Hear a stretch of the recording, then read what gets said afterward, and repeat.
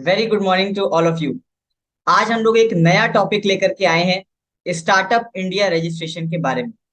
आज हम आपको बताने वाले हैं कि स्टार्टअप इंडिया का रजिस्ट्रेशन कराने के लिए कौन लोग एलिजिबल हैं और क्या वो कंडीशन है जिसको फुलफिल करने के बाद आप स्टार्टअप इंडिया रजिस्ट्रेशन करवा सकते हैं। देखिए, startup India registration department of industrial policy and promotion DIPP द्वारा दिया जाता है और इसका जो सर्टिफिकेट नंबर आता है उसमें भी DIPP का जिक्र होता है। इस सर्टिफिकेट की वैलिडिटी 10 साल के लिए होती है। मतलब कि आज अगर हमने सर्टिफिकेट लिया तो ये 10 सालों के लिए सर्टिफिकेट वैलिड होता है। इस समय जो प्रोसीजर है गवर्नमेंट का, उस हिसाब से अगर आपने सारे डॉक्यूमेंट्स अपलोड कर दिए और सक्सेसफुली अप्लाई कर दिया तो 2 दिन के अंदर ये रजिस्ट्रेशन मिल जाता है। कौन लोग ये रजिस्ट्रेशन ले सकते हैं? एक स्टार्टअप एक स्टार्टअप इस रजिस्ट्रेशन को ले सकता है, एक इंडिविजुअल इस रजिस्ट्रेशन को ले सकता है, कोई इंक्यूबेटर भी इस रजिस्ट्रेशन को ले सकता है, कोई अगर इंडिविजुअल इन्वेस्टर है तो वो भी इस स्कीम से जुड़ सकता है, कोई गवर्नमेंट बॉडी वो भी जुड़ सकती है, मार्ग mentor, mentor, accelerator, institutional investor और कॉर्पोरेट कोई भी इस स्कीम से जुड़ सकते हैं, स्टार्टअप इंडिया की स्कीम से।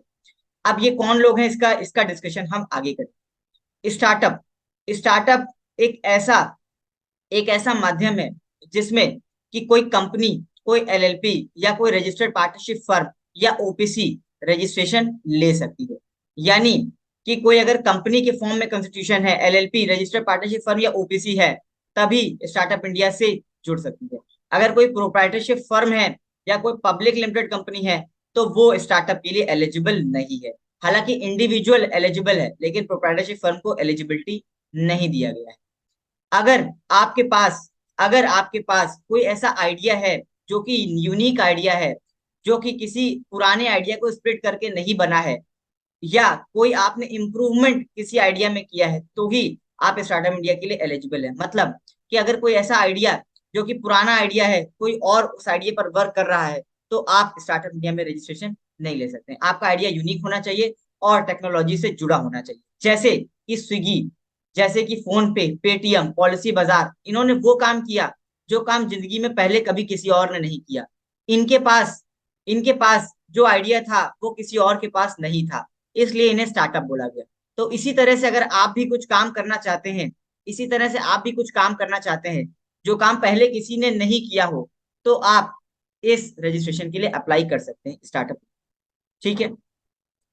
अगला है इंडिविजुअल। अगर आपने कोई इंडिविजुअली कोई कोई ब्लॉग बनाया, कोई ऐसी यूनिक चीज बनाई जिसमें आप चाहते हैं कि आपको रजिस्ट्रेशन मिलना चाहिए, कुछ भी आपने ऐसा किया जो कि यूनिक है, ठीक है, तो आप एज अ इंडिविजुअल रजिस्ट्रेशन ले सकते हैं, कोई दिक्कत की बात नहीं।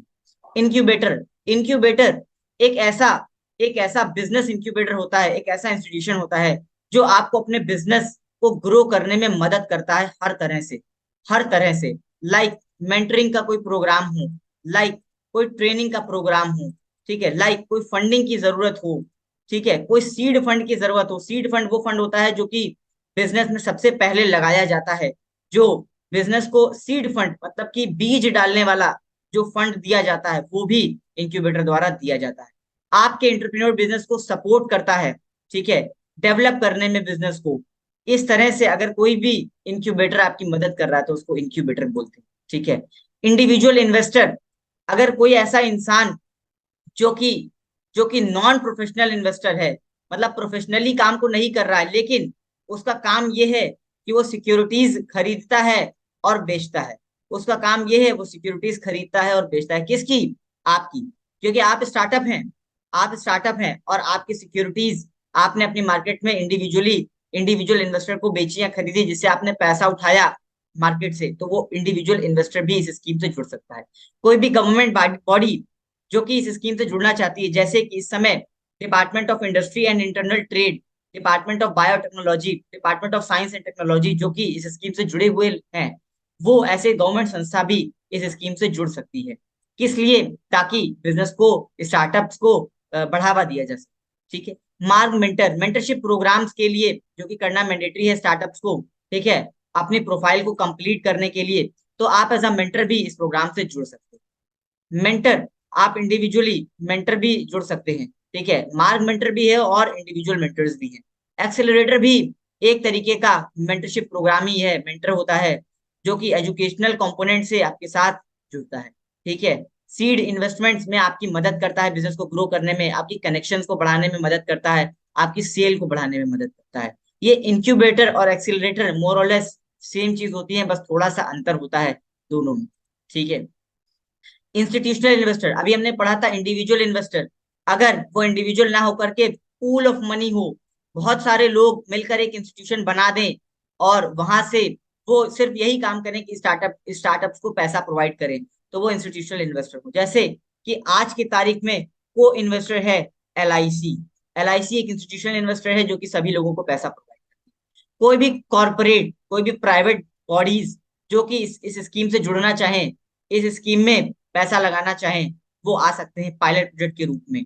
ठीक है। वो स्टार्टअप्स को फंडिंग देना चाहें।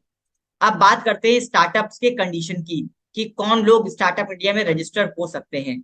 स्टार्टअप्स की स्टार्टअप्स की क्या कंडीशन है, स्टार्टअप्स की क्या कंडीशन है, इसकी आज हम चर्चा करें।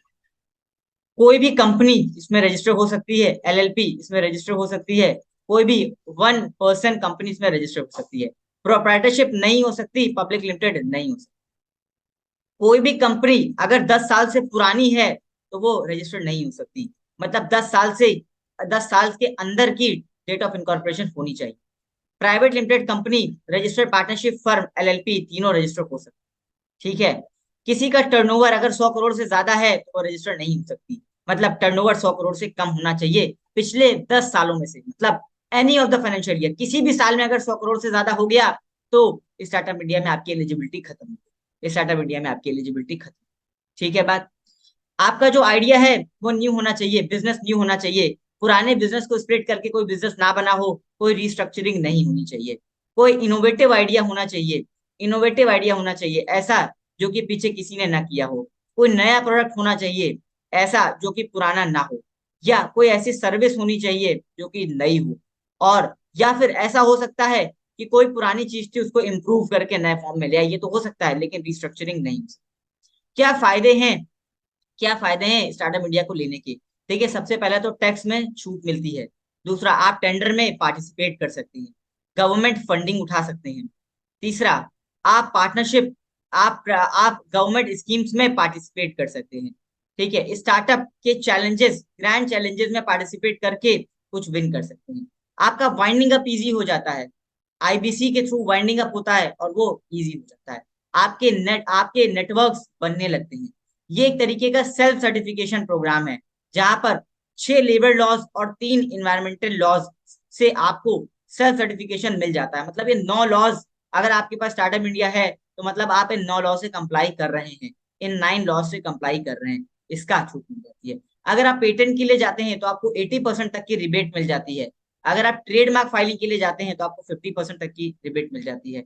और बहुत सारी कई ऐसी बिजनेस अपॉर्चुनिटीज हैं जो कि आपको इस रजिस्ट्रेशन को लेने के बाद मिल सकती है। अब क्या क्या वो डॉक्यूमेंट्स हैं जो कि रिक्वायर्ड हैं आपको इस रजिस्ट्रेशन को लेने के लिए। सबसे पहला, आपकी कंपनी का सर्टिफिकेट ऑफ इनकॉर्पोरेशन होना चाहिए।